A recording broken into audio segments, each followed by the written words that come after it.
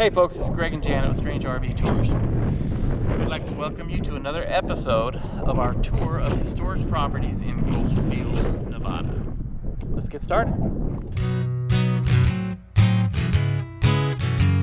Strange RV Tours will take you places with Greg and Janet's smiling faces.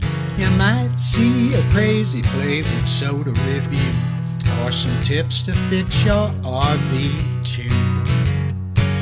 So come along, won't you join us, friend, as we discover what's around the bend.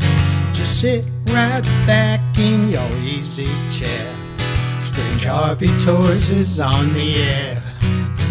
Strange RV Tours is on the air.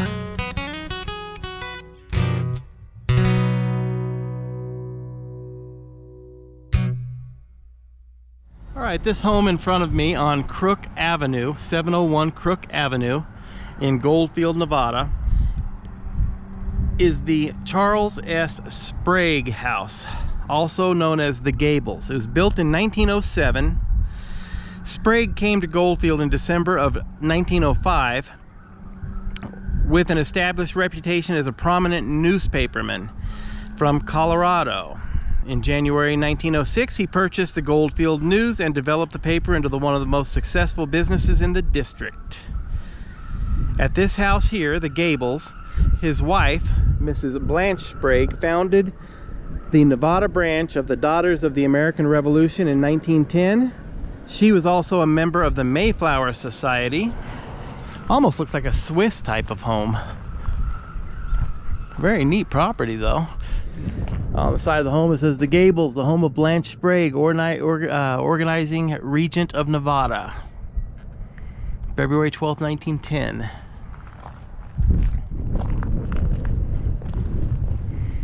And on the ground here it says dedicated to David Davis, 1984. We love you.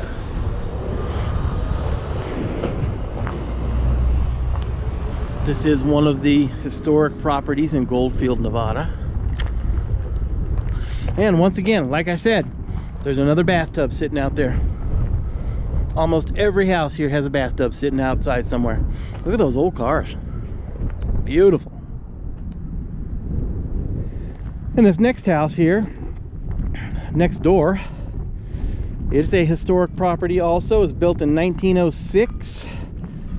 It is the H.B. Lind House. He was Mr. Lind was a lawyer by profession who arrived in Goldfield in 1905 from Chicago. He actually was the first lawyer to set up business here in Goldfield. In 1907, he formed the H.B. Lind Company, which was a mining brokers and fiscal agents company. And actually he was one of the more successful mining brokers here in Goldfield. He was also one of the founding fathers of the Montezuma Club, which was a club of wealthy businessmen who were basically responsible for shutting down the miners' union, I believe. But this was his home. Alright guys, this is Milton C. Ish. That's Milton C. Ish house. Well, it's a guy that came from California in 1904. But this house was built in 1907. Okay. And him and his uncle Frank made a grocery and mercantile business together. Very successful. And reportedly in 1904 Milton got married here, and it was supposedly the first wedding in Goldfield in 1904. So they rent rooms apparently, but I don't know if they're doing it for COVID. But there's a phone number, and her name's Carolyn Dyson. And if you want to rent a room, you can rent a room. Yeah, it actually says daily, weekly, monthly. Oh, so, okay. Yeah, so this is like a little motel almost. And let's take a look at it a little closer. Oh, there's some more purple glass. Yeah. I got some purple glass.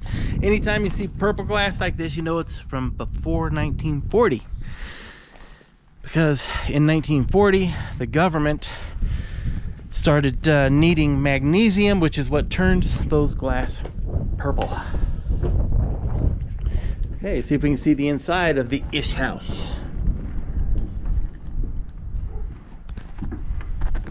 It's nice. It's very nice. Wow. Got a jukebox back there. Two of them. Oh, is there one? Yeah, there's one on the other side. You can see them There's a inside. spittoon over here. The ish house, rooms for rent. All right, let's take a gander around this piece of property.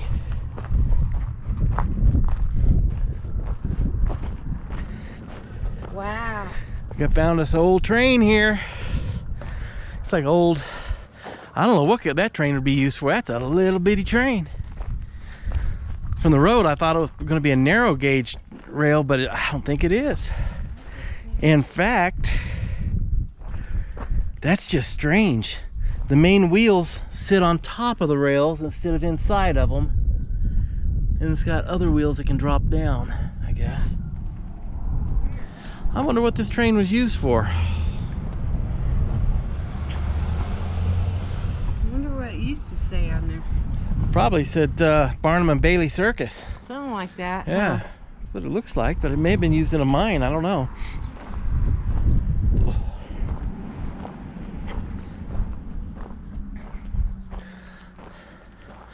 It says main line on it. Huh. A lot of old equipment here. See if I can. Looks like I got an old car here.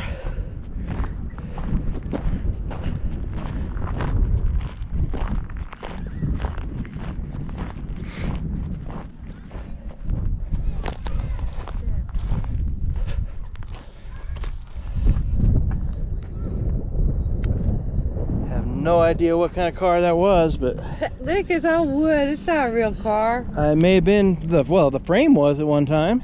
Yeah. Something on the side. It's got a straight 6 in it. It says Bob C-A-L Bobcat. I don't know. But over here next to us, I found it. I found it. You ever see the movie Breaking Bad or the TV show Breaking Bad? I found Eisenberg's RV.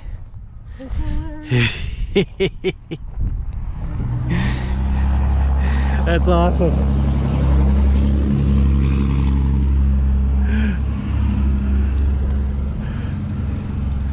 Eisenberg.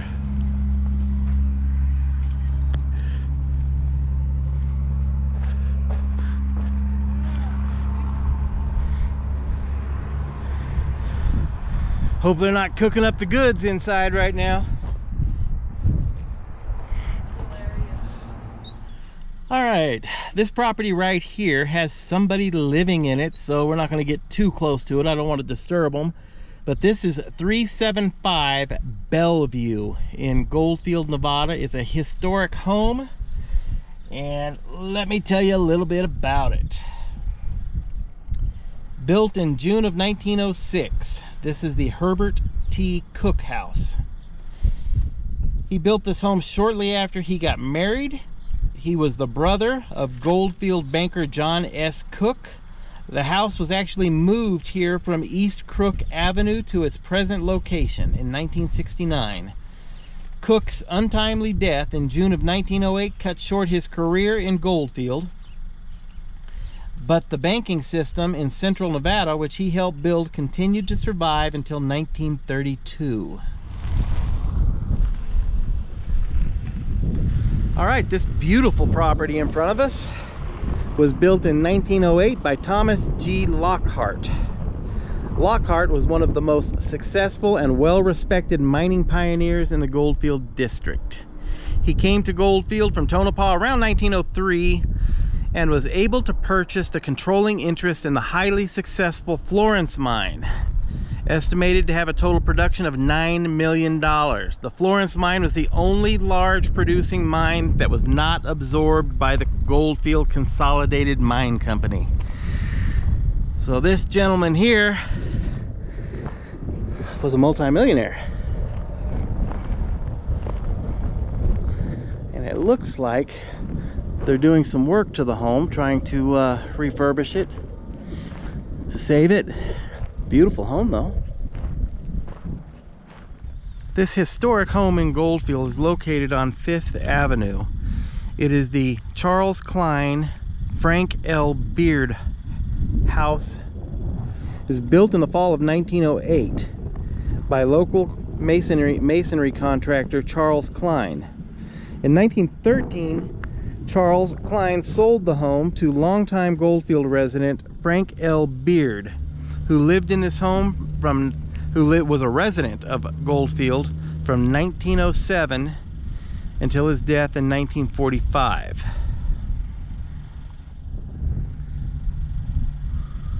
So this home was built in 1908, and right next to it, I'll walk you right over here for a second, let you see some of these cars. Well folks, we hope you enjoyed this little tour that we did of the Goldfield, Nevada historic buildings. If you did, please hit the like button, the subscribe button, hit the little bell up in the corner. Please share these videos, check out our Patreon site. And folks, we hope you have a great day.